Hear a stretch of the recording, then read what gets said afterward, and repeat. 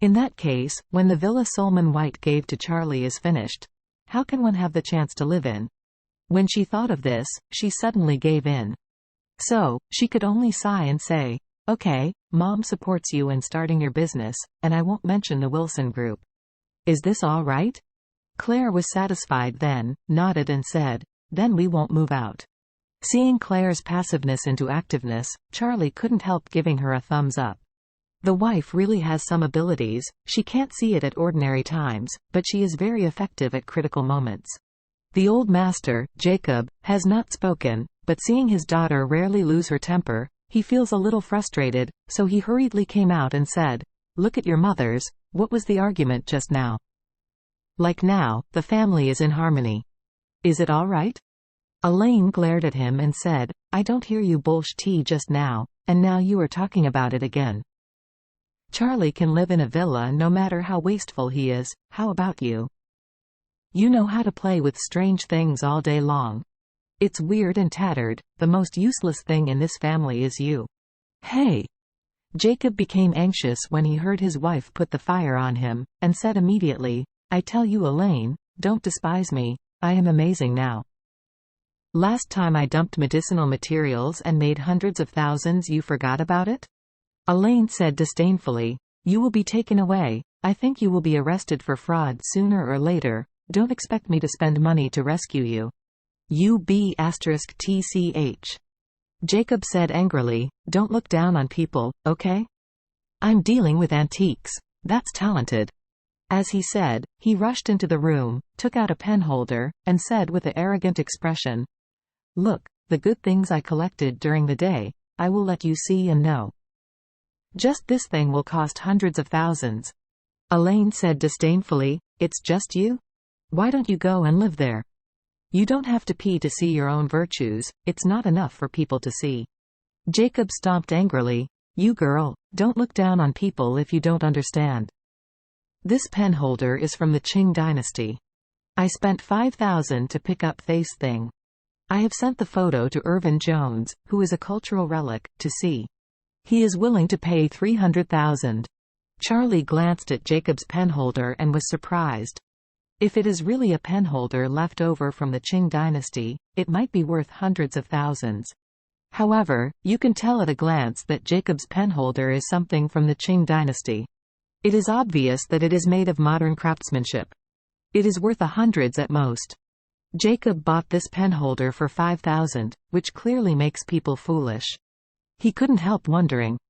The old master doesn't understand tea, and it's normal to be deceived, but Irvin Jones is a ghostly antique dealer.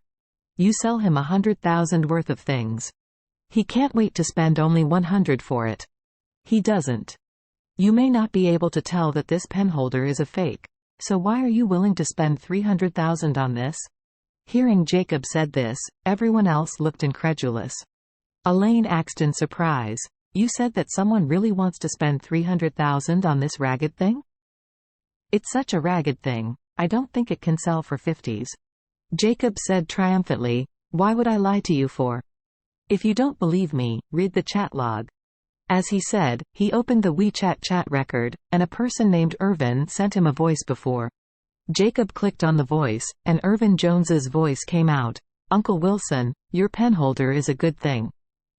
I think it is a Qing dynasty object. Otherwise, I will give you 300,000, and you will sell it to me. Come on." Elaine was surprised and said, "Oh my God. It's true. Mr. Wilson, you are great, you are good at it. You bought it for 5,000 and sell it for 300,000. Jacob hummed, and asked with a sullen face, "Have you taken it?" "I'll ask you if you have taken it?" "I've taken it." Elaine herself is a master who sees money, and money is her father and grandfather.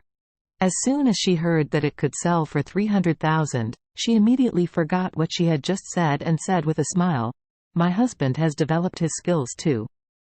Very powerful. It seems that Charlie is the worst in our family." Charlie's face is green. He said to himself, "What the H*LL it has to do with me?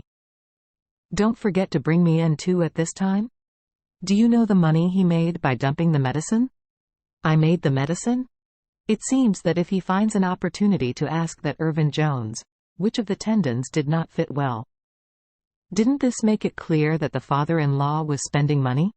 Jacob handed the penholder to Charlie with excitement at this time, and said, "Charlie, tomorrow you take the penholder and go to the antique street to find Irvin Jones. He will prepare 300,000 cash for you, and you will bring it back to me." Charlie nodded hurriedly. "I know, Dad," Jacob said with satisfaction. You will go to the antique literary circle with me more in the future. Maybe someday you will be like me, and you will have a sharp eye. When the time comes, let's pick up the leaks together. Can't you make a fortune?"